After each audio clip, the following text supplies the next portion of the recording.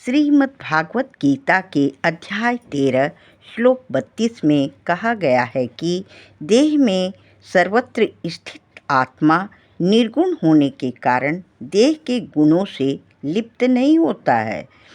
जैसे एक ही सूर्य संपूर्ण लोक को प्रकाशित करता है, उसी प्रकार एक ही आत्मा संपूर्ण शरीर को प्रकाशित करता है।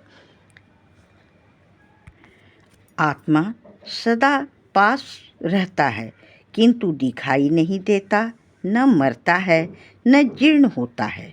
योग मार्ग में दोनों भ्रिकुटियों के बीच का स्थान आज्ञा चक्र कहा गया है। मन अपनी 64 रश्मियों के साथ यहीं स्थित है। यह ध्यान से प्रकाशित होता है और साधक को यहीं परम शिव के चिदंबा के साथ दर्शन होते हैं।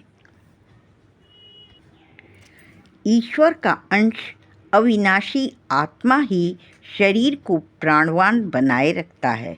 इसके शरीर से पृथक होते ही वह निर्जीव और मृत हो जाता है।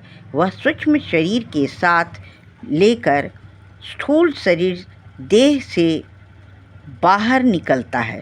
सूक्ष्म शरीर में 27 अवयव होते हैं। पृथ्वी, जल, अग्नि, आकाश, वायु नामक पंच महाभूतों के अपंचीकृत रूप 10 इंद्रियां, अंतःकरण के 4, मन, बुद्धि, चित्त, अहंकार, पंच प्राण, प्राण, अपान, व्यान, उदान, समान तथा अविद्या, काम और कर्म इसी सूक्ष्म देह के अंदर त्रिगुणात्मक यानी सत्व रज तम गुणों से युक्त कारण शरीर रहता है।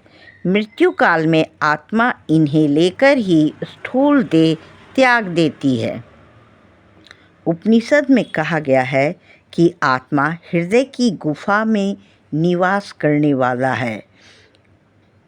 वह अंतर में सर्वत्र व्याप्त रहता है। 2 सजातीय पक्षी, जीव और ब्रह्म, एक वृक्ष यानी शरीर पर बैठे होते हैं। उन्हें जीवात्मा यानी कर्मों का फल वह चखता है। दूसरा ब्रह्म जो केवल देखता रहता है, दृष्टा होता है।